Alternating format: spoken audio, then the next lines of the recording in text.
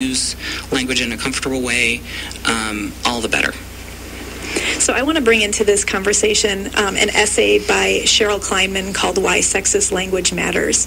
And for those listening, you can Google this, "Why Sexist Language Matters," and you can read it for free, probably in a ton of different places. So Cheryl Kleinman wrote this essay talking about language and gendered language, and one of the things that she talks about is the expression "you guys," and just all of the one we all use, right?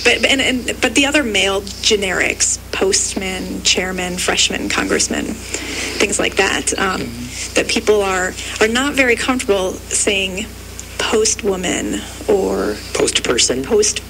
So one of it says, can you think of just one example of a female-based generic? Try using fresh woman with a group of male students, or calling your male boss chairwoman. Then again, don't. There could be serious consequences for referring to a man as a woman, a term that still means lesser in our society. If not, why do men get so upset by the idea of being called women? Yeah, agreed. But then at the same time, there's the term "you guys" that we use often for, I use it. I do too. Yeah. That we use when not just speaking to men.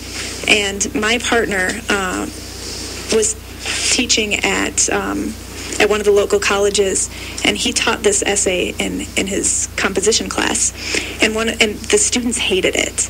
And so one of the things that he had them do after reading the essay was, I'm probably getting this a little bit wrong, this story, but I have his permission to use it, so we'll just go with it. One of the things that he had them do was, okay, everybody who identifies as a female, raise your hand if you consider yourself a guy. And nobody raises their hand. But you say it's, anybody who identifies as a male, raise your hand if you consider yourself a guy. Like, this is why this matters. So it's kind of interesting, and I wanted to talk about that a little, and terms that we kind of use as gender-neutral terms, like "you guys," but then at the same time, is it really? Because that's true. I don't consider myself a guy. Sometimes I consider myself one of the guys if it's in a specific group of people. Mm-hmm. When I'm addressing the group, especially, I want to be very conscious of that, because with transgender people, frequently you have far more opportunities in your life to have your gender not recognized than to have it recognized, especially pre-transition. So names, pronouns, and situations like that become opportunities to really be very empowering and to be really careful and cautious, and because it can hurt. And so I use folks a lot. I don't like to use "you guys," especially when I'm addressing our group, because of that, because of what you just said. Especially people who in our group were born guys, but don't identify that way and never have. That could potentially be very triggering and take them back to a really negative place before they were able to come out, before they were able to express their identity in a positive way. So I like folks as a replacement, or just people. I think if you kind of deconstruct your words a little bit, and I just challenge any listeners to do that, and think of people as people, if you can kind of start to change that mindset just a little bit, it's amazing.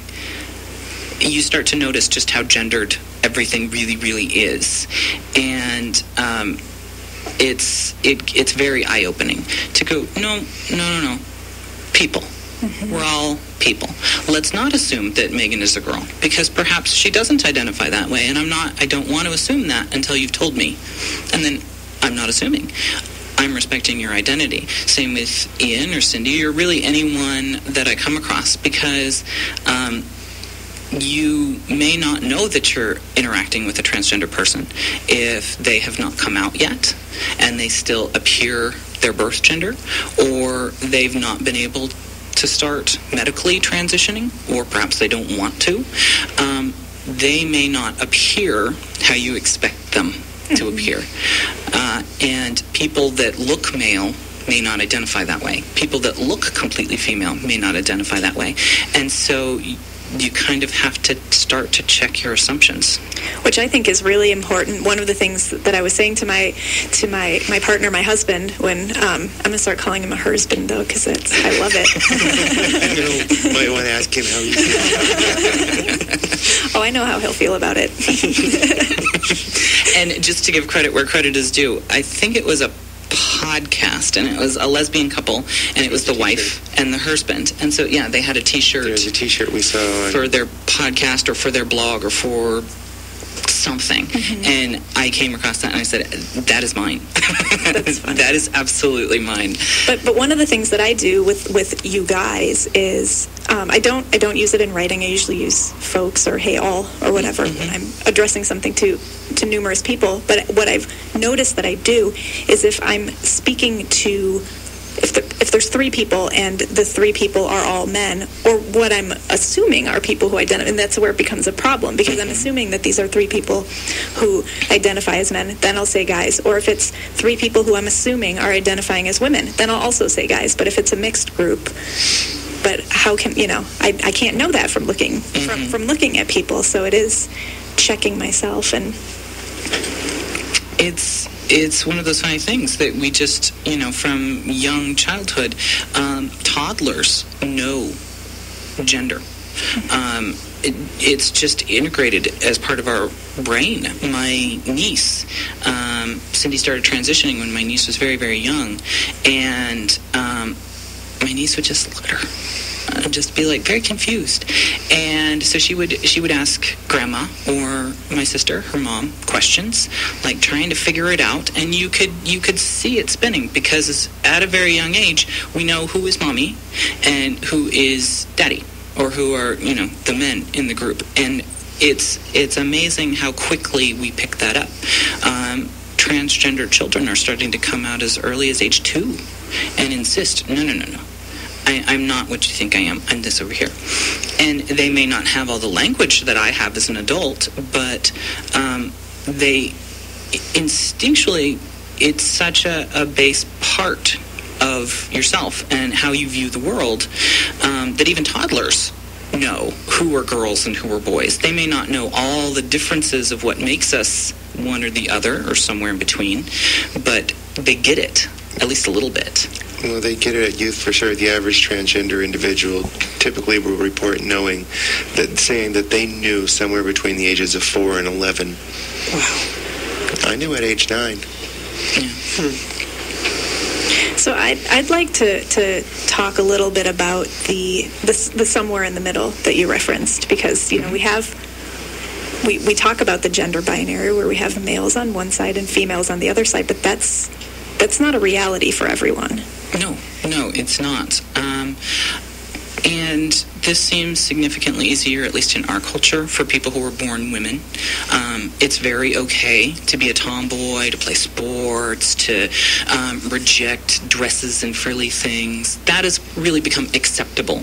Unfortunately, that on the reverse side isn't anywhere near as acceptable. Masculinity is extremely policed in this culture. Yeah, and so it's very, very unfortunate. But in my experience with people who don't identify as male or female, but somewhere in the middle or outside of it entirely, it is more often, people who were born female. That I think just allowing space for that exploration and how that has become okay has kind of allowed female-born people to go, I don't fully identify with that. I have absolutely met some people who were born male and feel somewhere in the middle, but far less. The rare birds. Yeah, interestingly. Which I totally expected it to be kind of even, but it's really not. Could we take a quick step back for our listeners especially to say, kind of help define the difference between gender identity and gender expression? And I have the graphic if you want. The beautiful, wonderful genderbread person. Version 2.0 if you want to Google it. Yes. It's pronounced metrosexual is the blog that this particular version of the genderbread person came from. So you can Google the genderbread person. It's a very adorable little graphic. And basically, if you just visualize, even just a stick person, that'll work. Your identity, your gender identity is who you feel yourself to be on the inside. If you close your eyes and you just think about your soul or your essence, whatever that might be, what does that look like to you? Without any confines of physical structure or anything like that. Who are you on the inside? That's your gender identity. Most people, whichever sex, whichever body they were born into is usually what they identify with. But, one in... It depends on whose numbers you're going on. I prefer the more recent numbers that indicate about 1 in 1,000 individuals are transgendered of some form. 1 in 1,000 feel that their identity, who they are on the inside, does not match who they are on the outside. Once you have an understanding of what your identity is, what your inside is, then you might start to look into your expression. Your expression is what you're going to put on the outside. Am I going to pierce my ears? Am I going to wear makeup? Am I not going to wear makeup? Am I going to wear these clothes, men's clothes, women's clothes, skirts, kilts, what have you, tattoos or no tattoos? What you're going to put on your skin is your expression. So a lot of people, I think there's kind of an assumption. I like to use the masculine women as kind of to look at that. People assume that a masculine woman is automatically a lesbian. Because they dress like men, they must like to sleep with women. And I don't know where this assumption came from. It doesn't make any sense. Who you like, who you are sexually attracted to, has nothing to do with your gender expression. Because your gender is who you are, your sexuality is who you're attracted to. So who you're attracted to has nothing to do with what clothes you want to wear. I don't know where that connection came from. Perhaps just people wanting to use expression as kind of a flag of, hey, I'm interested in these people. That's why I'm dressed this way. Online,